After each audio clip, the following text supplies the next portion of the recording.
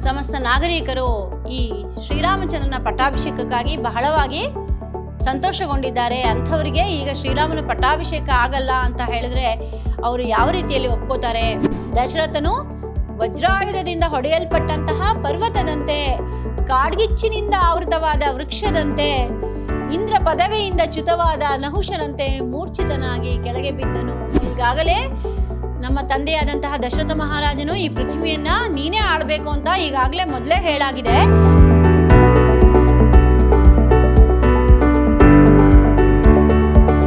ಶ್ರೀ ಗುರುಭ್ಯೋ ನಮಃ. ಹರಿ ಓಂ. ಭವತಾಂ ಸರ್ವೇಷಾಮಪಿ ತೃತೀಯ ಷಾಣ್ಮಾಸಿಕ ಸಂಸ್ಕೃತ ಕಕ್ಷಾಂ ಪ್ರತಿ ಸ್ವಾಗತಂ. ಮಮ ನಾಮ ಭಾರತಿ. ಅಹಂ ವಿದ್ಯಾಶ್ರಮ ವಿದ್ಯಾಲಯೇ ಸಂಸ್ಕೃತ ವಿಭಾಗೆ ಕಾರ್ಯಂ ಕರೋಮಿ. ಪ್ರಿಯ ವಿದ್ಯಾರ್ಥಿಗಳೇ, ಮೈಸೂರು ವಿಶ್ವವಿದ್ಯಾನಿಲಯದ ವ್ಯಾಪ್ತಿಗೆ ಸಂಬಂಧಪಟ್ಟಂತಹ 3ನೇ ಸೆಮಿಸ್ಟರ್ BBA ವಿದ್ಯಾರ್ಥಿಗಳಿಗೆ 3ನೇ ಸೆಮಿಸ್ಟರ್ ಸಂಸ್ಕೃತ ತರಗತಿಗೆ ಆತ್ಮೀಯ ಸ್ವಾಗತ. ಪ್ರಿಯ ವಿದ್ಯಾರ್ಥಿಗಳೇ, ಇದುವರೆಗೂ ನೀವು ನಿಮ್ಮ ಪಠ್ಯಪುಸ್ತಕದಲ್ಲಿರುವಂತಹ 2ನೇ ವಿಭಾಗದ ಪಾಠವಾದಂತಹ ಅಯೋಧ್ಯ ಕಾಂಡ ಎನ್ನುವಂತಹ ಪಾಠದ 3 ದಿನಗಳ ತರಗತಿಯನ್ನು ಇದುವರೆಗೂ ನೀವು ಕೇಳ್ಕೊಂಡಿದ್ದೀರಾ. ಇಂದು ನಾನು 4ನೆಯ ದಿನದ ತರಗತಿಯನ್ನ ಪ್ರಾರಂಭ ಮಾಡ್ತೇನೆ. ಬನ್ನಿ ವಿದ್ಯಾರ್ಥಿಗಳೇ, ಇಂದಿನ ತರಗತಿಯಲ್ಲಿ ಏನೆಲ್ಲ ವಿಚಾರಗಳಿದೆ ಅನ್ನೋದನ್ನ ನೋಡೋಣ. ಪುರತಃ ಗಚ್ಚಾಮಃ. ಪ್ರಿಯ ವಿದ್ಯಾರ್ಥಿಗಳೇ, ಹಿಂದಿನ ತರಗತಿಯಲ್ಲಿ ಎಲ್ಲಿವರೆಗೆ ಪಾಠ ಆಗಿದೆ ಅನ್ನುವಂತಹ ವಿಚಾರವನ್ನ ತಿಳ್ಕೊಂಡು ಇಂದಿನ ಪಾಠವನ್ನ ಪ್ರಾರಂಭ ಮಾಡ್ತೇನೆ. ಪ್ರಿಯ ವಿದ್ಯಾರ್ಥಿಗಳೇ, ಹಿಂದಿನ ತರಗತಿಯಲ್ಲಿ ನೀವು ಎಲ್ಲಿವರೆಗೆ ಪಾಠವನ್ನ ಕೇಳ್ಕೊಂಡಿದ್ರಿ ಅಂದ್ರೆ, ದಶರಥ ಮಹಾರಾಜನನ್ನ ಕೈಕೇಯಿ ವರವನ್ನ ಕೇಳ್ಕೊತಾಳೆ. ಹಿಂದೆ ಯುದ್ಧದ ಸಂದರ್ಭದಲ್ಲಿ ಗಾಯಗೊಂಡಿದ್ದಂತಹ ದಶರಥ ಮಹಾರಾಜನನ್ನ ಶುಶ್ರೂಷೆ ಮಾಡಿರ್ತಾಳೆ ಕೈಕೇಯಿ. ಆ ಸಮಯದಲ್ಲಿ ದಶರಥ ಮಹಾರಾಜ, ನಿನಗೆ ನಾನು 2 ವರಗಳನ್ನ ಕೇಳ್ಕೊ ಅಂತ ಹೇಳಿದಾಗ, ಆ ಸಮಯದಲ್ಲಿ ಅವಳು ಸಮಯ ಬಂದಾಗ ನಾನು ಆ ವರಗಳನ್ನ ಕೇಳ್ಕೊತೀನಿ ಅಂತ ಹೇಳಿರ್ತಾಳೆ.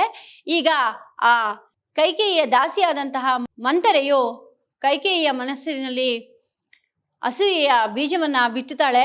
ಅದ್ರ ಪ್ರಕಾರವಾಗಿ ಆ 2 ವರವನ್ನ ಇದೇ ಸಮಯಕ್ಕೆ ದಶರಥನ ಬಳಿಗೆ ಬಂದು ಕೈಕೇಯಿ ಕೇಳ್ಕೊತಾಳೆ. ಯಾವಾಗ ದಶರಥ ಮಹಾರಾಜನು ಶ್ರೀರಾಮಚಂದ್ರನಿಗೆ ಪಟ್ಟಾಭಿಷೇಕವನ್ನ ಮಾಡಬೇಕು ಅಂತ ಎಲ್ಲ ಸಿದ್ಧತೆಗಳು ನಡೀತಿರುವಾಗ ಕೈಕೇಯಿಯು ಬಂದು ಆ 2 ವರಗಳನ್ನ ಕೇಳ್ಕೊತಾಳೆ. ಅದರಲ್ಲಿ ಮೊದಲನೆಯ ವರ ಬಂದು, ಶ್ರೀರಾಮಚಂದ್ರನಿಗೆ ಪಟ್ಟಾಭಿಷೇಕ ಆಗೋದು ನನಗೆ ಇಷ್ಟ ಇಲ್ಲ, ನನ್ನ ಮಗನಾದಂತಹ ಭರತನಿಗೆ ರಾಜ್ಯ ಪಟ್ಟಾಭಿಷೇಕ ಆಗಬೇಕು, ಹಾಗೂ ಶ್ರೀರಾಮನು ವನವಾಸವನ್ನ ಮಾಡಬೇಕು ಅನ್ನೋದು ಆ ಕೈಕೇಯಿ ಕೇಳ್ಕೊಂಡಿದ್ದಂತಹ ವರ ಆಗುತ್ತೆ. ಈ ಮಾತನ್ನು ಕೇಳಿದಂತಹ ದಶರಥ ಮಹಾರಾಜನಿಗೆ ಬಹಳ ನೋವುಂಟಾಗುತ್ತೆ. ಪ್ರಜೆಗಳೆಲ್ಲರೂ ಕೂಡ ಶ್ರೀರಾಮಚಂದ್ರ ರಾಜನಾಗ್ತಾನೆ ಎನ್ನುವಂತಹ ಸಂತೋಷದಲ್ಲಿದ್ದಾರೆ.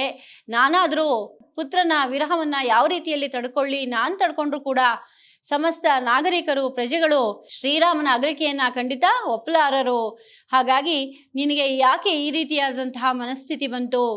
ಹಾಗಾಗಿ ದಶರಥ ಮಹಾರಾಜನು ಆ ಕೈಕೇಯಿಯ ಮಾತನ್ನ ಕೇಳಿ ಬಹಳ ದುಃಖಗೊಂಡು ಮೂರ್ಛೆ ಹೋಗ್ತಾನೆ. ಮೂರ್ಛೆಯಿಂದ ಎದ್ದ ನಂತರ ಈ ರೀತಿ ಹೇಳ್ತಾನೆ, ಸಮಸ್ತ ನಾಗರಿಕರು ಈ ಶ್ರೀರಾಮಚಂದ್ರನ ಪಟ್ಟಾಭಿಷೇಕಕ್ಕಾಗಿ ಬಹಳವಾಗಿ ಸಂತೋಷಗೊಂಡಿದ್ದಾರೆ. ಅಂಥವರಿಗೆ ಈಗ ಶ್ರೀರಾಮನ ಪಟ್ಟಾಭಿಷೇಕ ಆಗಲ್ಲ ಅಂತ ಹೇಳಿದ್ರೆ ಅವರು ಯಾವ ರೀತಿಯಲ್ಲಿ ಒಪ್ಕೋತಾರೆ? ಅನಂತರ ದಶರಥ ಮಹಾರಾಜ ಹೇಳ್ತಾನೆ, ಅನಾರ್ಯಳೆ, ಲೋಕ ಮರ್ಯಾದೆಯನ್ನ ಮೀರಿ ಮಾತನಾಡುತ್ತಿರುವಂತಹ ನಿನ್ನಿಂದ ಏನು ಪ್ರಯೋಜನ ಅಂತ ಹೇಳ್ತಾನೆ. ಆಗ ಆ ಕೈಕೇಯಿಯು ಕೂಡ ಅನೇಕ ಉದಾಹರಣೆಗಳ ಮುಖಾಂತರ ದಾನವನ್ನು ಮಾಡಿದಂತಹ ಶಿಬಿ ಮಹಾರಾಜ, ಅಲರ್ಕ ಮಹಾರಾಜ ಇವರುಗಳ ಉದಾಹರಣೆಯನ್ನು ಕೊಟ್ಟು ವಿಚಾರವನ್ನು ತಿಳಿಸ್ತಾಳೆ. ನೀನು ನನಗೆ ವರವನ್ನ ಕೊಡ್ತೀಯಾ ಅಂತ ಹೇಳಿದವನು ನೀನೇ, ಆದ್ರೆ ಈಗ ಈ ರೀತಿಯಾಗಿ ಮಾತನಾಡ್ತಾ ಇದೆಯಾ? ಇಂತಹ ಒಂದು ಯಾವ ಧರ್ಮಶಾಸ್ತ್ರ ಇದೆಯೋ ಅಂಥದಕ್ಕೆ ನನ್ನ ಧಿಕ್ಕಾರವಿರಲಿ. ನೀನು ಹೇಳಿದ ಮಾತೆಲ್ಲ ನೀರಿನ ಮೇಲೆ ಬರೆದಂತಹ ಮಾತುಗಳಂತ ಆಯ್ತಲ್ಲ ಅಂತ ಹೇಳಿ ಅವಳು ಕೂಡ ಅಂತಾಳೆ. ಅದಾದ ನಂತರ ದಶರಥ ಮಹಾರಾಜ ಆ ಕೈಕೇಯಿಯನ್ನ ಹೇಳ್ತಾಳೆ, ನೀನು ಲೋಕದಲ್ಲಿ ಸುಗುಣವಂತೆ ಅಲ್ಲ, ನೀನು ಸುಶೀಲೆಯರ ಸಾಲಿನಲ್ಲಿ ಸೇರುವವಳಲ್ಲ. ನನ್ನ ಅಗಲಿಕೆಯಿಂದ ಶ್ರೀರಾಮಚಂದ್ರನಿಗೆ ತಂದೆ ಇಲ್ದ ಹಾಗಾಗತ್ತೆ. ನಾನು ದೂರವಾದ ನಂತರ ನಿನ್ನ ಮಗನಾದಂತಹ ಭರತನು ಕೂಡ ಬಂದು ನನಗೆ ಪಿತೃತರ್ಪಣಾದಿಗಳನ್ನ ಅರ್ಪಿಸಬಾರ್ದು ಅಂತ ಹೇಳ್ತಾನೆ. ಯಾರು? ದಶರಥ ಮಹಾರಾಜ ಕೈಕೇಯಿ ಮೇಲೆ ಬಹಳ ನೊಂದು ಈ ರೀತಿಯಾಗಿ ಮಾತನಾಡ್ತಾನೆ. ಒಟ್ಟಿನಲ್ಲಿ ಕೈಕೇಯಿಗೆ ಶ್ರೀರಾಮಚಂದ್ರ ರಾಜನಾಗೋದು ಇಷ್ಟ ಇರಲ್ಲ. ತನ್ನ ಮಗನಾದಂತಹ ಭರತನಿಗೆ ಪಟ್ಟಾಭಿಷೇಕ ಆಗ್ಬೇಕು, ಶ್ರೀರಾಮ ವನವಾಸಕ್ಕೆ ಹೋಗ್ಬೇಕು ಅನ್ನೋದೇ ಅವಳ ಉದ್ದೇಶ ಆಗಿರುತ್ತೆ. ಅನಂತರ ದಶರಥ ಹೇಳ್ತಾನೆ, ಶ್ರೀರಾಮಚಂದ್ರನಿಗೆ ಕಾಡಿನಲ್ಲಿರುವಂತಹ ತೊಗಟೆಗಳೇ ವಲ್ಕಳಗಳಾಗುತ್ತೆ, ಅಂದ್ರೆ ಅವನು ಉಡುವ ಬಟ್ಟೆಗಳಾಗತ್ತೆ. ನಂತರ ಅಲ್ಲಿರುವಂತಹ ಗಿಡ ಮರಗಳ ನೆರಳೇ ಆತನಿಗೆ ಆಶ್ರಯ ಆಗುತ್ತೆ. ಆದರೆ ನೀನು ಯಾವ ರೀತಿಯಲ್ಲಿ ಕಠೋರ ಹೃದಯವನ್ನ ಹೊಂದಿದೆಯಲ್ಲ, ಅದೇ ರೀತಿಯಲ್ಲಿ ಅಲ್ಲಿರುವಂತಹ ಶಿಲಾತಳಗಳು, ಆ ಕಲ್ಲು ಬೆಂಚುಗಳು ಆತನಿಗೆ ಹಾಸಿಗೆ ಆಗಲು ಸಾಧ್ಯವಾಗತ್ತಾ? ನೀನು ಇಂತಹ ಕಠೋರ ಹೃದಯವನ್ನ ಹೊಂದಿದೆಯಲ್ಲ ಅಂತ ಹೇಳಿ ದಶರಥ ಮಹಾರಾಜ ಕೈಕೇಯಿಗೆ ಹೇಳ್ತಾನೆ. ಇಷ್ಟೆಲ್ಲ ಮಾತುಗಳನ್ನ ಹೇಳಿದ್ರು ಕೂಡ ಮಂಥರೆಯ ಮಾತಿನಿಂದ ಬಹಳ ಕ್ರೂರಗೊಂಡಿದ್ದಂತಹ ಕೈಕೇಯಿಯ ಹೃದಯವು ಬದಲಾಗುವುದೇ ಇಲ್ಲ. ಅವಳು ಬಹಳ ಕಠೋರ ಹೃದಯವನ್ನ ಹೊಂದಿರ್ತಾಳೆ ಎನ್ನುವಲ್ಲಿಗೆ ಹಿಂದಿನ ದಿನದ ಪಾಠ ಆಗಿತ್ತು ಮಕ್ಕಳೇ. ಇಂದಿನ ಪಾಠವನ್ನ ನೋಡೋಣ. ನಂತರ ತದನು ಮುಹೂರ್ತ ಮಾತ್ರಮಪಿ ರಾಮ ಮುಖಾವಲೋಕನ ಸುಖಂ ಅನುಭೂಭು. ತದನು ಮುಹೂರ್ತ ಮಾತ್ರಮಪಿ ರಾಮ ಮುಖಾವಲೋಕನ ಸುಖಂ ಅನುಭೂಪು ದಶರಥಃ ಕುಮಾರ ಮಾನಯೇತಿ ಸುಮಂತ್ರಂ ಆದಿದೇಶ.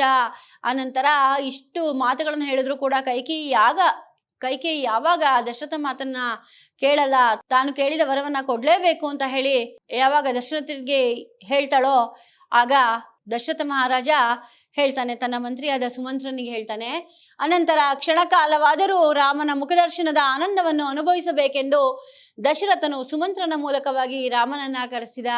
ಇಷ್ಟೆಲ್ಲ ವಿಚಾರಗಳು ನಡೆದ ನಂತರ ಕೈಕೇಯಿ ಮತ್ತೆ ದಶರಥನ ನಡುವೆ ಉಂಟಾದಂತಹ ಆ ಮಾತುಗಳ ನಂತರ, ಕೈಕೇಯಿ ಮತ್ತೆ ದಶರಥನ ನಡುವೆ ಉಂಟಾದಂತಹ ಸಂಭಾಷಣೆಯ ನಂತರ ದಶರಥ ಮಹಾರಾಜ ಆಸೆ ಪಡ್ತಾನೆ, ಶ್ರೀರಾಮಚಂದ್ರನನ್ನ ಒಮ್ಮೆ ಆದ್ರೂ ನಾನು ಕಣ್ತುಂಬ ನೋಡಿ ಸಂತೋಷ ಪಡ್ತೀನಿ, ಅವನನ್ನ ಕರ್ಸಿ ಅಂತ ಹೇಳಿ ಸುಮಂತ್ರನಿಗೆ ಹೇಳ್ತಾನೆ.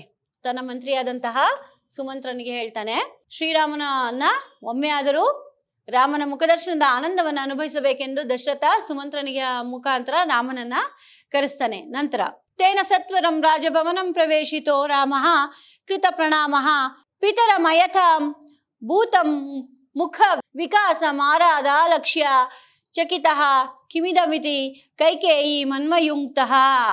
ಕೂಡಲೇ ರಾಜಭವನಕ್ಕೆ ಆಗಮಿಸಿದ ರಾಮನು ತನ್ನ ತಂದೆಗೆ ನಮಸ್ಕಾರವನ್ನ ಮಾಡಿದನು. ಅಸಹಜ ರೀತಿಯಲ್ಲಿ ಬಾಧೆಗೆ ಒಳಗಾಗಿದ್ದ ತಂದೆಯ ಮುಖವನ್ನ ಕಂಡು ಆಶ್ಚರ್ಯಚಕಿತನಾಗಿ ಇದಕ್ಕೇನು ಕಾರಣವೆಂದು ಕೈಕೇಯಿಯನ್ನ ಕೇಳಿದನು. ಶ್ರೀರಾಮಚಂದ್ರ ಏನ್ ಮಾಡ್ದ, ತಾನು ಯಾವಾಗ ಸುಮಂತ್ರನು ಬಂದು ರಾಮನನ್ನ ಕರೀತಾನೆ, ನಿನ್ನ ತಂದೆಯ ಬಳಿ ಬರಬೇಕು ಅಂತ ಹೇಳಿ, ಆಗ ಶ್ರೀರಾಮಚಂದ್ರ ತನ್ನ ತಂದೆಯ ಬಳಿಗೆ ಬರ್ತಾನೆ. ಬಂದು ಅವರಿಗೆ ನಮಸ್ಕಾರವನ್ನ ಮಾಡಿ, ತಂದೆಯು ಯಾತಕ್ಕಾಗಿ ಈ ರೀತಿಯ ಬಾಧೆಗೆ ಒಳಗಾಗಿದ್ದಾರೆ ಅಂತ ಕೇಳ್ತಾನೆ. ಶ್ರೀರಾಮಚಂದ್ರ ಕೇಳ್ತಾನೆ, ಇದಕ್ಕೇನು ಕಾರಣ ಅಂತ ಹೇಳಿ ಕೈಕೇಯಿಯನ್ನ ಕೇಳ್ತಾನೆ. ಅಲ್ಲೇ ಇದ್ದಂತಹ ಕೈಕೇಯಿಯನ್ನ ಕೇಳ್ತಾನೆ. ಮುಂದೆ ಸಾ ಅಪಿ ಪಾಪಾಶಯ ಪ್ರತ್ಯವಾದೇತ್ ವತ್ಸ ಪ್ರತಿಶ್ರುತ ವರದ್ವಯ ನಿರ್ವಹಣೆ ನಿಪುಣೇತರಸ್ಥ ತಸ್ತೆ ಸಂಪ್ರತಿ ಸಾನುಶಯಸ್ತನ ಯಾವತ್ ಸಾನುಶಯಸ್ತನಯ ವಾತ್ಸಲ್ಯಾತ್ಸತ್ಯ ವ್ಯತ್ಯಾಯ ಸಂತ್ರಾಸಾಚ ಗಾಢ ಮೈಘಾದೆ ಶೋಕಸಾಗರೆ ನಿಮಜ್ಜತೀತಿ. ಆಗ ದುಷ್ಟಭಾವನೆಯನ್ನು ಮನಸ್ಸಿನಲ್ಲಿ ಹೊಂದಿದ್ದ ಕೈಕೇಯಿಯು ಈ ರೀತಿ ಹೇಳಿದಳು. ಯಾವಾಗ ಶ್ರೀರಾಮಚಂದ್ರ ತನ್ನ ತಂದೆ ಯಾಕೆ ಈ ರೀತಿ ಆಗಿದ್ದಾರೆ, ಯಾಕೆ ದುಃಖಕ್ಕೆ ಒಳಗಾಗಿದ್ದಾರೆ ಅಂತ ಕೇಳಿದಾಗ ಕೈಕೇಯಿ ಹೇಳ್ತಾಳೆ, ವತ್ಸ, ಹಿಂದೆ ನಿನ್ನ ತಂದೆಯು ನನಗೆ ಪ್ರತಿಜ್ಞಾಪೂರ್ವಕವಾಗಿ ನೀಡಿದ 2 ವರಗಳನ್ನು ಈಗ ಈಡೇರಿಸಲಾರದೆ ಅಸಮರ್ಥವಾಗಿ ಪಶ್ಚಾತ್ತಾಪ ಪಡುತ್ತಿರುವನು. ವತ್ಸ, ನಿನ್ನ ತಂದೆ ನನಗೆ ಈ ಮುಂಚೆ 2 ವರಗಳನ್ನ ಕೊಟ್ಟಿದ್ರು. ಆ ವರವನ್ನ ಕೇಳಿದ್ದಕ್ಕಾಗಿ ಅವ್ರಿಗೆ ಈಗ ವರವನ್ನ ಕೊಡ್ಲಿಕ್ಕೆ ಆಗ್ತಾ ಇಲ್ಲ. ಹಾಗಾಗಿ ಅಸಮರ್ಥರಾಗಿ ಆ ವರವನ್ನ ಕೊಡುವುದಕ್ಕೆ ಅಸಮರ್ಥರಾಗಿ ಈ ರೀತಿ ಪಶ್ಚಾತ್ತಾಪ ಪಡುತ್ತಿರುವನು. ಒಂದೆಡೆ ಪುತ್ರವಾತ್ಸಲ್ಯ, ಮತ್ತೊಂದೆಡೆ ಸತ್ಯವಚನ ಭಂಗವಾಗುವುದೆಂಬ ಭಯದಿಂದ ನಿನ್ನ ತಂದೆಯು ಅಪಾರವಾದ ಶೋಕಸಾಗರದಲ್ಲಿ ಮುಳುಗಿರುವನು ಅಂತ ಹೇಳಿ ಕೈಕೇಯಿ ರಾಮಂಗ್ ಹೇಳ್ತಾಳೆ. ನಂತರ ವರದ್ವಯಂ ತಾವತ್ತವ ಮುನಿರ್ವೃತ್ಯ ಈ ವನೆ ವರ್ತನಮ ವನೇರವನಂ ಭರ್ತಸ್ಯೇತಿ ರಾಮಸ್ತದಾಕರ್ಣ್ಯ ಪ್ರಮೋದಿತ ಹೃದಯ ಕೃತಾಂಜಲಿರೇನಾಂ ಪ್ರತಿ ವ್ಯಜಿಜ್ಞಪತ್. ನಂತರ ಆ 2 ವರಗಳು ಯಾವುವೆಂದರೆ ಹೇಳ್ತಾಳೆ ಕೈಕೇಯಿ ರಾಮನ್ಗೆ, ಆ 2 ವರಗಳು ಯಾವುವೆಂದರೆ, ನೀನು ತಾಪಸ ವೃತ್ತಿಯನ್ನ ಅನುಸರಿಸಿ ಕಾಡಿಗೆ ಹೋಗಬೇಕು, ಕಾಡಿಗೆ ಹೋಗಬೇಕು ಮತ್ತು ಭರತನು ರಾಜ್ಯವನ್ನಾಳಬೇಕು. 2 ವರಗಳು ಯಾವುದು? ಕೈಕೇಯಿ ಕೇಳ್ಕೊಂಡಿದ್ದು ದಶರಥ ಮಹಾರಾಜನ ಮೊದಲನೇ ವರದಿಂದ ಭರತನಿಗೆ ಪಟ್ಟಾಭಿಷೇಕ ಆಗ್ಬೇಕು ಅಂತಲೂ, 2ನೇ ವರದಿಂದ ಶ್ರೀರಾಮಚಂದ್ರನು ಕಾಡಿಗೆ ಹೋಗಬೇಕು ಅಂತ ಹೇಳಿ 2 ವರವನ್ನ ಕೇಳಿರ್ತಾಳೆ. ರಾಮನು ಕಾಡಿಗೆ ಹೋಗಬೇಕು, ತಾಪಸ ವೃತ್ತಿಯನ್ನ ಅನುಸರಿಸಿ ರಾಮ ಕಾಡಿಗೆ ಹೋಗಬೇಕು, ಭರತನು ರಾಜ್ಯವನ್ನ ಆಳಬೇಕು ಎಂಬುದು. ಕೈಕೇಯಿಯ ಮಾತನ್ನು ಕೇಳಿದ ರಾಮನು ಪ್ರಸನ್ನ ಚಿತ್ತನಾಗಿ ಕೈ ಮುಗಿದುಕೊಂಡು ಈ ರೀತಿ ಹೇಳಿದನು. ಈ ಮಾತುಗಳನ್ನ ಕೇಳಿದಂತಹ ಶ್ರೀರಾಮಚಂದ್ರನು ಬಹಳ ಪ್ರಸನ್ನ ಚಿತ್ತತೆಯಿಂದ ಕೈ ಮುಗಿದು ಈ ರೀತಿ ಹೇಳ್ದ. ಏನ್ ಹೇಳ್ತಾನೆ ಶ್ರೀರಾಮ ನೋಡಿ ಮಕ್ಕಳೇ, ಎಂತಹ ಒಂದು ವಿಶಾಲವಾದಂತಹ ಮನೋಭಾವ ಶ್ರೀರಾಮಚಂದ್ರನಿಗಿತ್ತು ಅನ್ನೋದನ್ನ ನಾವು ಇಲ್ಲಿ ತಿಳ್ಕೋಬಹುದಾಗಿದೆ. ಈ ಮಾತನ್ನ ಕೈಕೇಯಿಯಿಂದ ಕೇಳಿದ್ರು ಕೂಡ ತಾನು ಪ್ರಸನ್ನ ಚಿತ್ತನಾಗಿ ಕೈ ಮುಗಿದುಕೊಂಡು ಈ ರೀತಿ ಹೇಳ್ದ. ಏನ್ ಹೇಳ್ತಾನೆ ಅನ್ನೋದು ನೋಡೋಣ ಮಕ್ಕಳೇ ಮುಂದೆ. ಬೀತೋ ಭೂಭರತಃ ಕಿಮನ್ವ ಭರತಃ ಕಿಮ್ಮ ವನತ್ಪಾವನಾಂ ಅತ್ರ ಸ್ತೋಯಂ ಸಗರಾನ್ವಯಾಯ ಕಕುದಸ್ತಾತಃ ಕುತಃ ಶೋಚತಿ ದಿವ್ಯಾಯಾಹ ಸರಿತೋ ನಿವಾಪಕರಣಾಲ್ಲದ್ವ ಪ್ರತಿಜ್ಞಾಮಿಮಾಂ ಆವಾಭ್ಯಾಂ ಅಭಿಪೂಯಿಷ್ಯತಿ ನ ಚೇತ್ಪುತ್ರಿ ಕಥಂ ಸ್ಯಾದಯಂ. ಅಮ್ಮ, ಭರತನು ಭೂಭಾರವನ್ನು ಹೊರಲು ಹೆದರುವೆನೇನೋ.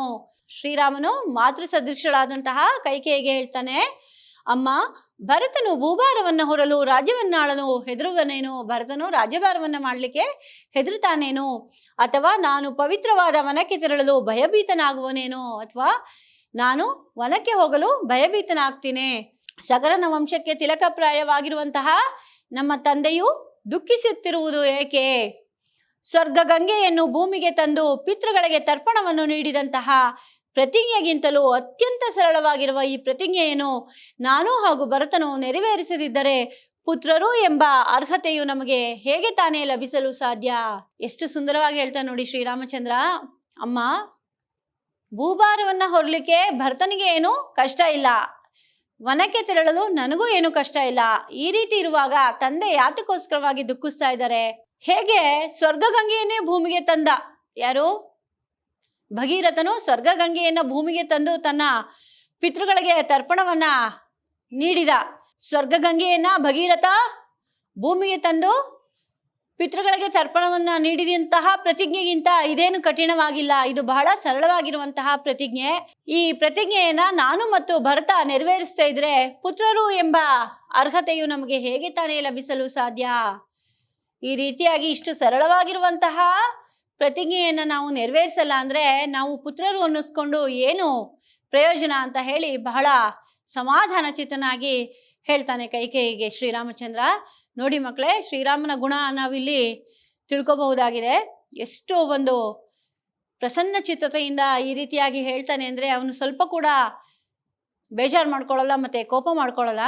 ಹಾಗಾಗಿ ಶ್ರೀರಾಮನ ಗುಣಗಳು ಎಲ್ಲರಿಗೂ ಕೂಡ ಆದರ್ಶಪ್ರಾಯವಾಗಿದೆ ಅಂತ ನಾನು ಹೇಳಲಿಕ್ಕೆ ಇಷ್ಟಪಡ್ತೀನಿ.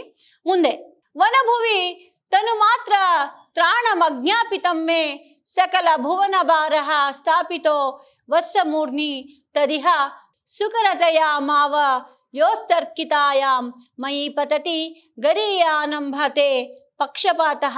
ಹೇ ತಾಯೇ, ವನದಲ್ಲಿ ಕೇವಲ ನನ್ನ ಶರೀರದ ರಕ್ಷಣೆಯ ಭಾರವನ್ನ ವಹಿಸಿರುವೆ, ಆದರೆ ವತ್ಸನಾದ ಭರತನಿಗೆ ಸಮಸ್ತ ಭುವನದ ರಕ್ಷಣೆಯ ಭಾರವನ್ನ ವಹಿಸಿರುವೆ.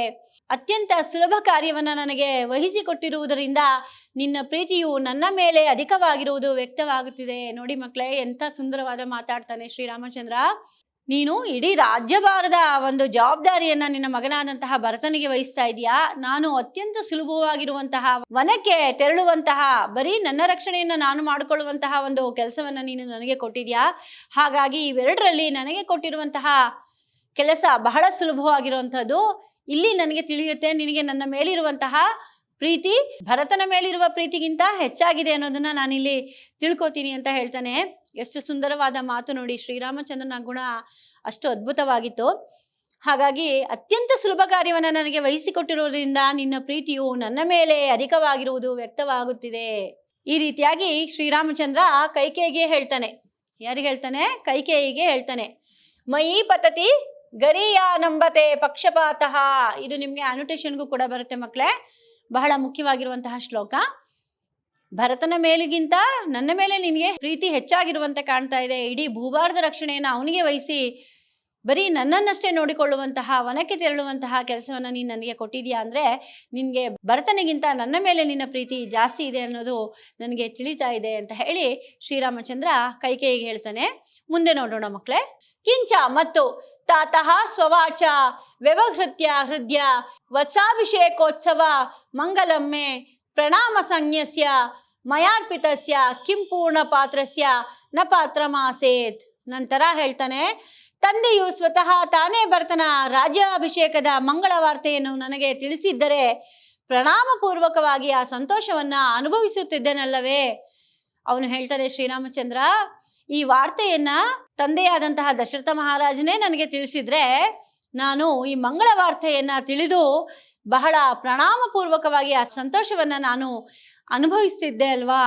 ತಂದೆಯಾದಂತಹ ದಶರಥ ಮಹಾರಾಜನೇ ಈ ಮಾತನ್ನ ನನಗೆ ಹೇಳಬಹುದಾಗಿತ್ತಲ್ಲವೇ ಅಂತ ಹೇಳಿ ಹೇಳ್ತಾನೆ ಶ್ರೀರಾಮಚಂದ್ರ. ಅದರಿಂದ ನಾನು ಬಹಳ ಸಂತೋಷವನ್ನ ಅನುಭವಿಸ್ತಾ ಇದ್ದೆ ಅಂತ ಹೇಳಿ ಹೇಳ್ತಾನೆ. ಈ ಮಂಗಳ ವಾರ್ತೆಯನ್ನ ನನ್ನ ತಂದೆಯ ಬಾಯಿಂದನೇ ನಾನು ಕೇಳ್ಕೊಂಡಿದ್ರೆ ನನಗೆ ಇನ್ನೂ ಸಂತೋಷ ಆಗ್ತಾ ಇತ್ತಲ್ವಾ, ಈ ಮಾತನ್ನ ಅವರೇ ಹೇಳಬಹುದಿತ್ತಲ್ವಾ ಅಂತ ಹೇಳಿ ಹೇಳ್ತಾನೆ. ಮುಂದೆ, ತಕ್ಷಣಂ ಅಶನಿಹತ ಇವ ಪರ್ವತಃ ಸರ್ವತಃ ಪರೀತದವ ದಹನ ಇವ ವನಸ್ಪತಿ ದಿವಸ್ಪತಿ ಪದಭ್ರಂಶ ವಿದುರಃ ಇವ ನಹುಪಃ ಪಪಾತ ನಿಸ್ಸಂಜ್ಞ ಪಂಕ್ತಿರತಃ. ನಂತರ ಈ ಮಾತನ್ನು ಕೇಳಿದೊಡನೆಯೇ ರಾಜ ದಶರಥನು ವಜ್ರಾಯುಧದಿಂದ ಹೊಡೆಯಲ್ಪಟ್ಟ ಪರ್ವತದಂತೆ, ಕಾಡ್ಗಿಚ್ಚಿನಿಂದ ಆವೃತವಾದ ವೃಕ್ಷದಂತೆ, ಇಂದ್ರ ಪದವಿಯಿಂದ ಚ್ಯುತವಾದ ನಹುಷನಂತೆ ಮೂರ್ಛಿತನಾಗಿ ಕೆಳಗೆ ಬಿದ್ದನು. ಯಾವಾಗ ಶ್ರೀರಾಮಚಂದ್ರನು ಬಹಳ ಸಮಾಧಾನಚಿತನಾಗಿ ತನ್ನ ಮಾತುಗಳನ್ನ ಕೈಕೇಯಿಗೆ ಏನು ಹೇಳ್ದ ಅದನ್ನೆಲ್ಲ ಕೇಳಿದಂತಹ ದಶರಥ ಮಹಾರಾಜನು ವಜ್ರಾಯುಧದಿಂದ ಹೊಡೆಯಲ್ಪಟ್ಟ ಪರ್ವತದಂತೆ, ದಶರಥನು ವಜ್ರಾಯುಧದಿಂದ ಹೊಡೆಯಲ್ಪಟ್ಟಂತಹ ಪರ್ವತದಂತೆ, ಕಾಡ್ಗಿಚ್ಚಿನಿಂದ ಆವೃತವಾದ ವೃಕ್ಷದಂತೆ, ಇಂದ್ರ ಪದವಿಯಿಂದ ಚ್ಯುತವಾದ ನಹುಷನಂತೆ ಮೂರ್ಛಿತನಾಗಿ ಕೆಳಗೆ ಬಿದ್ದನು. ನೋಡಿ ಮಕ್ಕಳೇ, ಯಾವ ರೀತಿಯಲ್ಲಿ ವರ್ಣನೆ ಮಾಡಿದ್ದಾನೆ ನೋಡಿ ಭೋಜರಾಜ. ಈ ಭೋಜರಾಜನ ವರ್ಣನೆ ಬಹಳ ಸುಂದರವಾಗಿದೆ. ಎಲ್ಲ ಕಡೆ ಹೋಲಿಕೆಯನ್ನ ಕೊಟ್ಟಿರೋದು ನಿಮ್ಗೆ ಇವಾಗ ಅರ್ಥ ಆಯ್ತಲ್ವಾ. ವಜ್ರಾಯುಧದಿಂದ ಹೊಡೆಯಲ್ಪಟ್ಟ ಪರ್ವತದಂತೆ, ಕಾಡ್ಗಿಚ್ಚಿನಿಂದ ಆವೃತವಾದ ವೃಕ್ಷದಂತೆ. ಕಾಡ್ಗಿಚ್ಚಿನಿಂದ ವೃಕ್ಷ ಆವೃತವಾದಾಗ ಎಷ್ಟು ಹಿಂಸೆ ಆಗುತ್ತಲ್ವಾ ಆ ವೃಕ್ಷಕ್ಕೆ, ಆ ರೀತಿಯಲ್ಲ ವಜ್ರಾಯುಧದಿಂದ ಹೊಡೆಯಲ್ಪಟ್ಟಂತಹ ಪರ್ವತದಂತೆ. ಪರ್ವತಕ್ಕೆ ವಜ್ರಾಯುಧದಿಂದ ಹೊಡೆಯಲ್ಪಟ್ಟಾಗ ಹೇಗೆ ಅದಕ್ಕೆ ಹಿಂಸೆ ಆಗುತ್ತೋ ಆ ರೀತಿಯಲ್ಲಿ ಕಾಡ್ಗಿಚ್ಚಿನಿಂದ ಆವೃತವಾದ ವೃಕ್ಷದಂತೆ, ಕಾಡ್ಗಿಚ್ಚಿನಿಂದ ಆವೃತವಾದ ವೃಕ್ಷ ಹೇಗೆ ತಡ್ಕೋಬೇಕು ಆ ರೀತಿಯಲ್ಲಿ, ಮತ್ತು ಇಂದ್ರ ಪದವಿಯಿಂದ ಚ್ಯುತವಾದ ನಹುಷನಂತೆ, ಇಂದ್ರ ಪದವಿಯಿಂದ ಚ್ಯುತನಾದಂತಹ ನಹುಷನಂತೆ ಮೂರ್ಛಿತನಾಗಿ ಆತ ಕೆಳಗೆ ಬಿದ್ದ. ಯಾರು? ದಶರಥ ಮಹಾರಾಜ ಶ್ರೀರಾಮಚಂದ್ರನ ಮಾತುಗಳನ್ನ ಕೇಳ್ಕೊಂಡು. ಮುಂದೆ, ತತಸ್ಸ ಪಿತೃ ನಿರ್ದೇಶಮಾಚರೇತಿ ರಾಮ ಮಾದಿದೇಶ. ಆಗ ಕೈಕೇಯಿ ಹೇಳ್ತಾಳೆ, ತಂದೆಯ ವಚನವನ್ನ ನೀನು ಪಾಲಿಸುವಂಥವನಾಗು ಅಂತ ಆದೇಶವನ್ನ ಮಾಡ್ತಾಳೆ. ಏನಂತ ಹೇಳ್ತಾಳೆ? ನಂತರ ಕೈಕೇಯಿ ಹೇಳ್ತಾಳೆ, ಇಷ್ಟೆಲ್ಲ ಆದ ನಂತರ ತಂದೆಯ ಮಾತನ್ನ ನೀನು ಪಾಲಿಸುವಂಥವನಾಗು ಅಂತ ಹೇಳಿ ಆದೇಶವನ್ನ ಮಾಡ್ತಾಳೆ ಕೈಕೇಯಿ ರಾಮನಿಗೆ. ಮುಂದೆ, ಸಯೇಷಃ, ಆಗ ಆತನು ಮಾತುರಾಜ್ಞಾಂ ವಹನ್ ಮೂರ್ಧ್ನ ಮಾಲಾಮಿವ ಮಹಾಶಯಾಃ ವನಾಯ ರಾಮೋ ವವ್ರಾಜ ಜಗತಾಂ ಮವನಾಯ ಚ. ನಂತರ ಶ್ರೀರಾಮಚಂದ್ರನಾದರೂ ಕೀರ್ತಿವಂತನಾದಂತಹ ಶ್ರೀರಾಮನು ತಾಯಿಯ ಆಜ್ಞೆಯನ್ನು ಹೂಮಾಲೆಯೋ ಎಂಬಂತೆ ಶಿರಸ್ಸಿನಲ್ಲಿ ಧರಿಸಿ ಜಗತ್ತನ್ನು ಸಂರಕ್ಷಿಸುವುದಕ್ಕಾಗಿ ವನಕ್ಕೆ ತೆರಳಲು ಉದ್ಯುಕ್ತನಾದನು. ಬಹಳ ಸುಲಭವಾಗಿ ರಾಮನು ತನ್ನ ತಾಯಿಗೆ ಸಮಾನಳಾದಂತಹ ಆ ಕೈಕೇಯಿಯ ಆ ಮಾತುಗಳನ್ನ ಕೇಳಿ ಆಜ್ಞೆಯನ್ನ ಹೂಮಾಲೆಯಂತೆ ಬಹಳ ಸುಲಭವಾಗಿ ವಿಚಾರವನ್ನ ತಾನು ತೆಗೆದುಕೊಂಡು ಹೂಮಾಲೆಯೋ ಎಂಬಂತೆ ಶಿರಸ್ಸಿನಲ್ಲಿ ಧರಿಸಿ ಜಗತ್ತನ್ನ ಸಂರಕ್ಷಿಸುವುದಕ್ಕಾಗಿ ವನಕ್ಕೆ ತೆರಳಲು ಉದ್ಯುಕ್ತನಾದನು. ಶ್ರೀರಾಮಚಂದ್ರನು ಕೈಕೇಯಿಯ ಮಾತುಗಳಿಗೆ ಓಗೊಟ್ಟು ತಾನು ಹೂಮಾಲೆಯ ರೀತಿಯಲ್ಲಿ ಅವಳ ಆಜ್ಞೆಯನ್ನ ತನ್ನ ಶಿರಸ ವಹಿಸಿ ಜಗತ್ತನ್ನ ಸಂರಕ್ಷಿಸುವುದಕ್ಕಾಗಿ ವನಕ್ಕೆ ತೆರಳೋದಕ್ಕೆ ಸಿದ್ಧತೆಯನ್ನ ಮಾಡ್ಕೋತಾನೆ. ನಂತರ ಅಸೌ ಸಮಾಸಾದ್ಯ ಸದ್ಯ ಕೌಸಲ್ಯ ಸದನಂ ಅಭಿಷೇಕ ಪ್ರತಿಬಂಧಂ ಕೈಕೇಯಿ ನಿರ್ವಂದ ಮಾತ್ಮನಶ್ಚ ವನವಾಸಂ ಪ್ರಣಾಮಾನಂತರಂ ತಸ್ಯೈ ನ್ಯವೇದಯತ್. ನಂತರ ಅಲ್ಲಿಂದ ತನ್ನ ತಾಯಿಯಾದ ಕೌಸಲ್ಯೆಯ ಬಳಿಗೆ ಬಂದ ರಾಮನು ಆಕೆಗೆ ನಮಸ್ಕರಿಸಿ, ತನ್ನ ತಾಯಿಯಾದಂತಹ ಕೈಕೇಯಿಗೆ ನಮಸ್ಕರಿಸಿ ತನ್ನ ರಾಜ್ಯಾಭಿಷೇಕಕ್ಕೆ ಪ್ರತಿಬಂಧ ಒದಗಿರುವುದನ್ನು, ಕೈಕೇಯಿಯು ಆಗ್ರಹಪೂರ್ವಕವಾಗಿ ಬೇಡಿದ ವರಗಳನ್ನು, ತಾನು ವನವಾಸಕ್ಕೆ ತೆರಳಬೇಕಾಗಿರುವುದನ್ನ ತಿಳಿಸ್ತಾನೆ. ನಂತರ ಶ್ರೀರಾಮಚಂದ್ರ ಇಷ್ಟೆಲ್ಲ ವಿಚಾರಗಳಾದ ನಂತರ ತನ್ನ ತಾಯಿಯಾದಂತಹ ಕೌಸಲ್ಯೆಯ ಬಳಿಗೆ ಬಂದು ನಡೆದಂತಹ ಎಲ್ಲ ವಿಚಾರಗಳನ್ನು ತಿಳಿಸಿ ತಾನು ವನವಾಸಕ್ಕಾಗಿ ತೆರಳಬೇಕಾಗಿರುವುದನ್ನ ತಿಳಿಸ್ತಾನೆ. ಯಾರು? ಶ್ರೀರಾಮಚಂದ್ರ ತನ್ನ ತಾಯಿಯಾದಂತಹ ಕೌಸಲ್ಯಗೆ ಎಲ್ಲ ವಿಚಾರವನ್ನ ತಿಳಿಸ್ತಾನೆ. ಮುಂದೆ, ಸೈತದಾಕರ್ಣ್ಯ ವಿದೀರ್ಣ ಹೃದಯ ವಿಷದಿಗ್ಧ ಮುಖ ಶ್ಲೀಕ್ ಮುಖ ವಿದ್ವಶ್ರವಣ ಯುಗಲೇವ ಸಹಸ ನಿಪತ್ಯ ವಿಲಲಾಪ. ಯಾವಾಗ ನಡೆದಂತಹ ವಿಚಾರಗಳನ್ನು ಕೇಳಿದಂತಹ ರಾಮನ ಬಾಯಿಂದ ಮಾತನ್ನ ಕೇಳಿದಂತಹ ಕೌಸಲ್ಯೆಯು ಹೃದಯ ಒಡೆದಂತಾಯಿತು. ಈ ಮಾತುಗಳನ್ನ ಕೇಳಿದಂತಹ ಕೌಸಲ್ಯಗೆ ಹೃದಯ ಒಡೆದಂತಾಯಿತು. ವಿಷಪೂರಿತವಾದ ಬಾಣದಿಂದ ಕಿವಿಯು ಛೇದಿಸಲ್ಪಟ್ಟಿತೋ ಎಂಬಂತಾದ ಆಕೆಯು ನೆಲದ ಮೇಲೆ ಬಿದ್ದು ವಿಲಪಿಸತೊಡಗಿದಳು.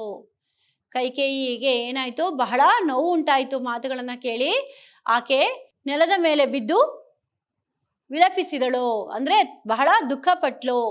ಮುಂದೆ ರೇಖಾರಥಾಂಗ ಸರಸೀರುಹ ಶಂಖ ಚಿಹ್ನೆ ಕ್ಷೇಮಂಕರೆ ತವ ಕರೆ ಜಗತಾಂ ತ್ರಯಾಣಾಂ ಕಾಂತಾರಕಂದ ಖನನಂ ರಚಯೇತಿ ನೂನ ಮಾಮಂ ನೂನ ಮಾ ಭದ್ವವಾನ್ ಪ್ರತಿಸರಂ ಭಗವಾನ್ ವಸಿಷ್ಠ. ನಂತರ ಶಂಖಚಕ್ರ ಪದ್ಮಗಳ ರೇಖೆಗಳಿಂದ ಕೂಡಿರುವ ಜಗತ್ತಿಗೆ ಮಂಗಳವನ್ನ ಉಂಟು ಮಾಡುವಂತಹ ನಿನ್ನ ಹಸ್ತಕ್ಕೆ ಪೂಜ್ಯ ವಸಿಷ್ಠರು ಮಂಗಳ ಸೂಚಕವಾದ ರಕ್ಷಾಬಂಧನವನ್ನ ಮಾಡಿರುವುದು ಕಾಡಿನಲ್ಲಿ ಗೆಡ್ಡೆಗೆಣಸುಗಳನ್ನು ಅಗೆಯಲೋ ಎಂಬಂತಾಯಿತಲ್ಲ. ಹೇಳ್ತಾಳೆ, ಏನು ಈಗಾಗಲೇ ಮಂಗಳಸೂತ್ರವನ್ನ ರಕ್ಷಾ ಮಂಗಳಸೂತ್ರವನ್ನ ಆತನಿಗೆ ಪಟ್ಟಾಭಿಷೇಕವನ್ನ ಮಾಡಲಿಕ್ಕೆ ಆ ಮಂಗಳಕರವಾದಂತಹ ಕಾರ್ಯವನ್ನ ಮಾಡಿರ್ತಾರೆ.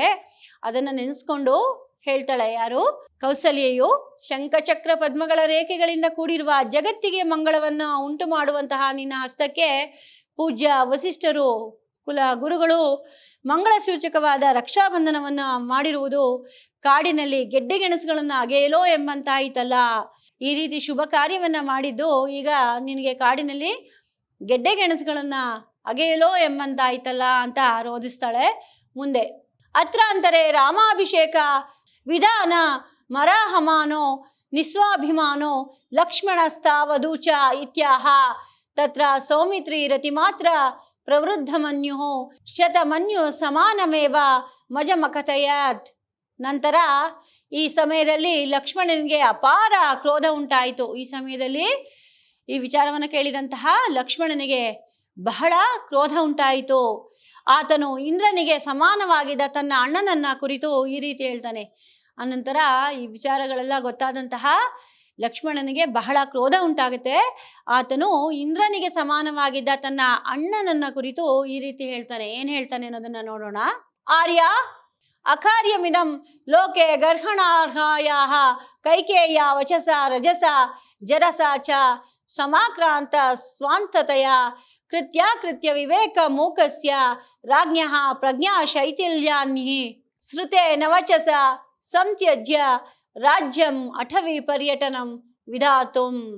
ಹೇಳ್ತಾನೆ ಲಕ್ಷ್ಮಣ, ಪೂಜ್ಯನೇ, ಜಗತ್ತೇ ನಿಂದಿಸುವಂತಹ ಕೈಕೇಯಿಯ ಮಾತನ್ನು ಕೇಳಿ ರಜೋಗುಣದಿಂದಲೂ ಮುಪ್ಪಿನಿಂದಲೂ ಕೂಡಿರುವ ಯುಕ್ತಾಯುಕ್ತ ವಿವೇಚನೆಯೇ ಇಲ್ಲದ ಪ್ರಜ್ಞಾಶೂನ್ಯವಾದ ರಾಜನು ನೀಡಿರುವ ಆಜ್ಞೆಗನುಸಾರವಾಗಿ ನೀನು ರಾಜ್ಯಾಭಿಷೇಕವನ್ನ ತ್ಯಜಿಸಿ ಕಾಡಿಗೆ ಹೋಗುವುದು ಯುಕ್ತವಾದುದಲ್ಲ.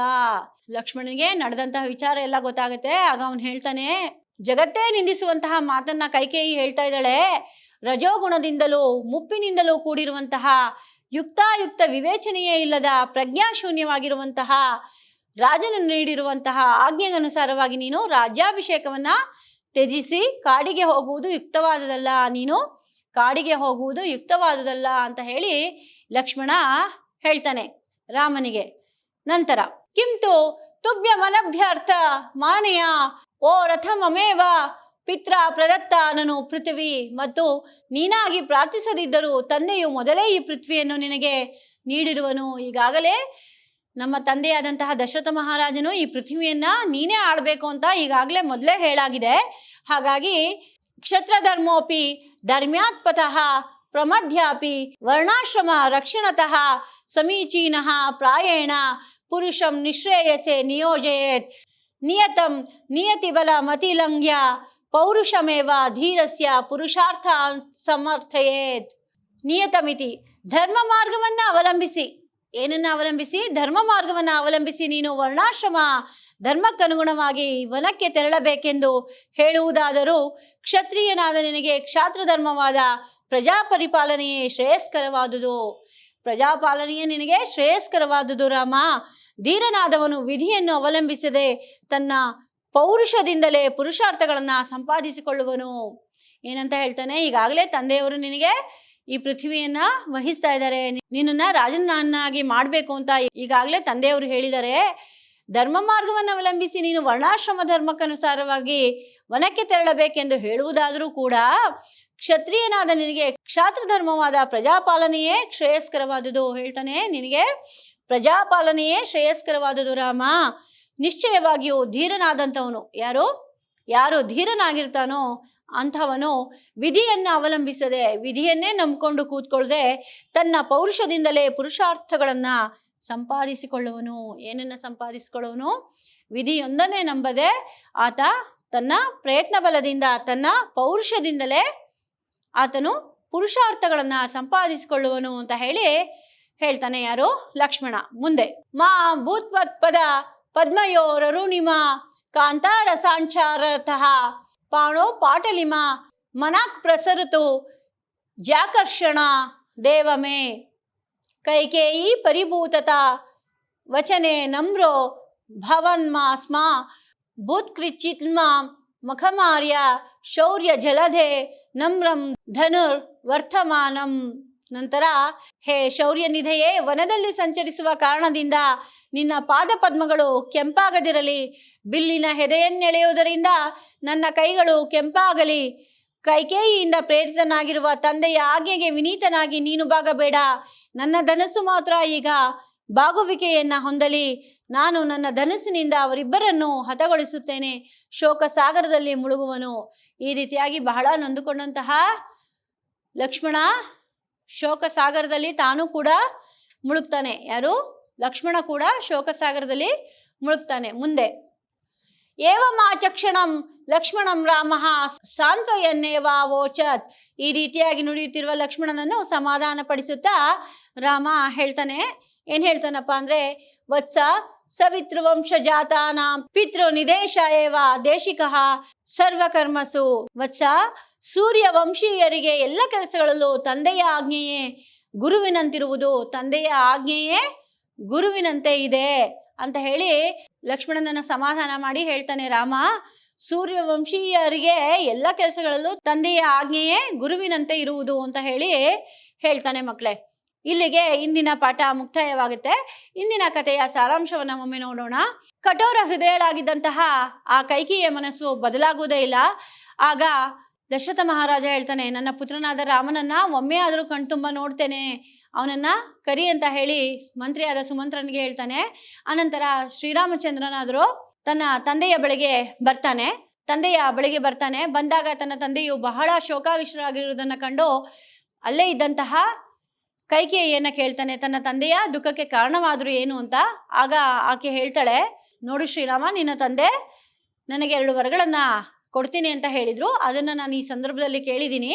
ಅದರಲ್ಲಿ ಏನಂದ್ರೆ, ಮೊದಲನೆಯ ವರದಲ್ಲಿ ಭರತನಿಗೆ ರಾಜ್ಯ ಪಟ್ಟಾಭಿಷೇಕ ಆಗ್ಬೇಕು ಅಂತಲೂ, 2ನೇ ವರದಲ್ಲಿ ರಾಮನು ಕಾಡಿಗೆ ವನಕ್ಕೆ ತೆರಳಬೇಕು ಅಂತ ಹೇಳಿ 2 ವರಗಳನ್ನ ಕೇಳ್ಕೊಂಡಿದ್ದೀನಿ. ಆ ವಿಚಾರವನ್ನು ಕೇಳಿದಂತಹ ನಿನ್ನ ತಂದೆ ಈ ರೀತಿಯಲ್ಲಿ ಇದ್ದಾರೆ ಅಂತ ಹೇಳ್ತಾರೆ. ಆಗ ಶ್ರೀರಾಮಚಂದ್ರ ಬಹಳ ಪ್ರಸನ್ನ ಚಿತ್ತತೆಯಿಂದ ಹೇಳ್ತಾನೆ, ಭೂಭಾರದ ಹೊರೆಯನ್ನ ನೀನು ಭರತನಿಗೆ ವಹಿಸಿ ವನಕ್ಕೆ ತೆರಳುವಂತಹ ಸುಲಭ ಕಾರ್ಯವನ್ನು ನನಗೆ ವಹಿಸಿದ್ದೀಯಾ ತಾಯೇ. ಹಾಗಾಗಿ ನಿನಗೆ ನನ್ನ ಮೇಲೆ ಬಹಳವಾದಂತಹ ಪ್ರೀತಿಯೇ ಇದೆ ಅಂತ ಹೇಳ್ತಾನೆ ಶ್ರೀರಾಮಚಂದ್ರ. ಅದಾದ ನಂತರ ಹೇಳ್ತಾನೆ, ಭರತನಿಗೆ ಭೂಭಾರವನ್ನು ಹೊರಲು ಕಷ್ಟವೇ, ನನಗೆ ವನಕ್ಕೆ ತೆರಳಲು ಕಷ್ಟವೇ, ಯಾವುದೇ ರೀತಿಯಲ್ಲೂ ಕಷ್ಟ ಇಲ್ಲ ಅಂತ ಹೇಳಿ ಇಷ್ಟು ಸುಲಭವಾಗಿರುವಂತಹ ಪ್ರತಿಜ್ಞೆಯನ್ನು ನಾನು ಖಂಡಿತವಾಗಿಯೂ ನೆರವೇರಿಸ್ತೀನಿ ಅಂತ ಹೇಳಿ ಶ್ರೀರಾಮಚಂದ್ರ ಹೇಳ್ತಾನೆ. ಈ ಮಾತುಗಳನ್ನ ಕೇಳಿದಂತಹ ದಶರಥ ಮಹಾರಾಜನಿಗೆ ವಜ್ರಾಯುಧದಿಂದ ಹೊಡೆಯಲ್ಪಟ್ಟ ಪರ್ವತದಂತೆ, ಕಾಡ್ಗಿಚ್ಚಿನಿಂದ ಆವೃತವಾದಂತಹ ವೃಕ್ಷದಂತೆ, ಇಂದ್ರ ಪದವಿಯಿಂದ ಚ್ಯುತನಾದಂತಹ ನಹುಷನಂತೆ ತಾನು ಮೂರ್ಛಿತನಾಗಿ ಬೀಳ್ತಾನೆ. ರಾಮನು ಸುಲಭವಾಗಿ ಕೈಕೇಯಿ ಹೇಳಿದಂತಹ ವರಗಳನ್ನು ನಾನು ನೆರವೇರಿಸ್ತೀನಿ ಅಂತ ಹೇಳಿದಾಗ ಬಹಳ ನೊಂದಂತಹ ದಶರಥ ಮಹಾರಾಜ ಪುನಃ ಮೂರ್ಛಿತನಾಗ್ತಾನೆ. ನಂತರ ರಾಮನು ಆ ಆಜ್ಞೆಗಳನ್ನ ಹೂಮಾಲೆಯಂತೆ ತಾನು ಧರಿಸಿ ವನಕ್ಕೆ ತೆರಳಲು ಸಜ್ಜಾಗ್ತಾನೆ.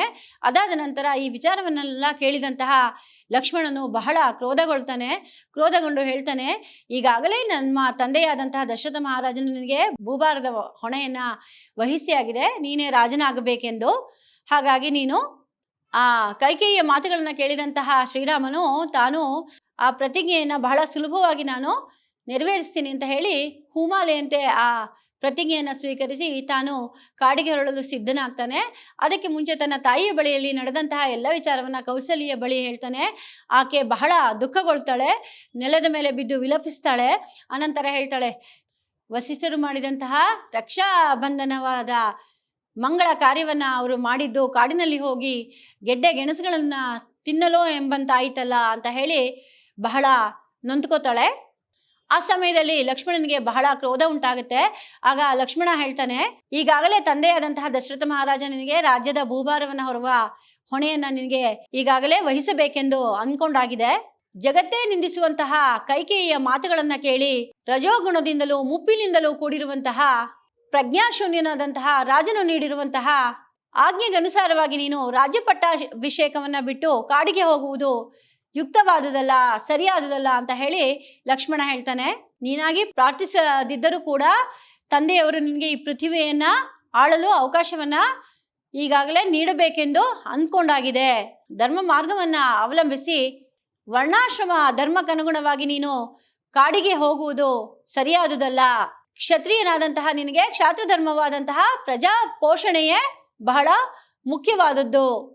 ಹಾಗಾಗಿ ನಿಜವಾದಂತಹ ಪೌರುಷ ಉಳ್ಳವನು ವಿಧಿಯನ್ನು ನಂಬದೆ ತಾನೇ ತನ್ನ ಪೌರುಷದಿಂದಲೇ ಪುರುಷಾರ್ಥಗಳನ್ನ ಸಾಧಿಸ್ತಾನೆ. ಹಾಗಾಗಿ ನೀನು ಕಾಡಿಗೆ ತೆರಳುವುದು ಸೂಕ್ತವಲ್ಲ ಅಂತ ಹೇಳಿ ಲಕ್ಷ್ಮಣ ಶ್ರೀರಾಮಚಂದ್ರನಿಗೆ ಹೇಳ್ತಾನೆ. ಈ ರೀತಿಯಾಗಿ ಕ್ರೋಧದಿಂದ ಮಾತುಗಳನ್ನು ಹೇಳಿದಂತಹ ಲಕ್ಷ್ಮಣನನ್ನ ಶ್ರೀರಾಮಚಂದ್ರನು ಸಮಾಧಾನ ಪಡಿಸಿ ನಂತರ ಅವನಿಗೆ ಹೇಳ್ತಾನೆ, ಸೂರ್ಯವಂಶೀಯರಿಗೆ ಏನು ಸೂರ್ಯವಂಶದವರು ನಾವೆಲ್ಲರೂ ಕೂಡ, ಹಾಗಾಗಿ ಸೂರ್ಯವಂಶದವರಿಗೆ ಎಲ್ಲ ಕೆಲಸಗಳಲ್ಲಿಯೂ ತಂದೆಯ ಆಜ್ಞೆಯೇ ಗುರುವಿನಂತಿರುವುದು, ತಂದೆ ಆಜ್ಞೆನೇ ಬಹಳ ಮುಖ್ಯವಾಗಿರುವುದು ಅಂತ ಹೇಳಿ ಲಕ್ಷ್ಮಣನಿಗೆ ಶ್ರೀರಾಮಚಂದ್ರ ಹೇಳ್ತಾನೆ. ಸೂರ್ಯವಂಶದವರಿಗೆ ಎಲ್ಲ ಕೆಲಸಗಳಲ್ಲೂ ತಂದೆಯ ಆಜ್ಞೆಯೇ ಗುರುವಿನಂತೆ ಇದೆ ಅಂತ ಹೇಳಿ ಆ ಲಕ್ಷ್ಮಣನನ್ನ ಸಮಾಧಾನ ಮಾಡ್ತಾ ಇದ್ದಾನೆ ಶ್ರೀರಾಮಚಂದ್ರ. ಇಂದಿಗೆ ಇಂದಿನ ತರಗತಿಯ ಪಾಠದ ಸಾರಾಂಶ ಮುಕ್ತಾಯವಾಯಿತು ಮಕ್ಕಳೇ. ಮುಂದಿನ ತರಗತಿಯಲ್ಲಿ ಪಾಠದ ಮುಂದಿನ ಭಾಗವನ್ನು ನೋಡೋಣ. ಅಲ್ಲಿಯವರೆಗೂ ಧನ್ಯವಾದ. ಶುಭ ದಿನ.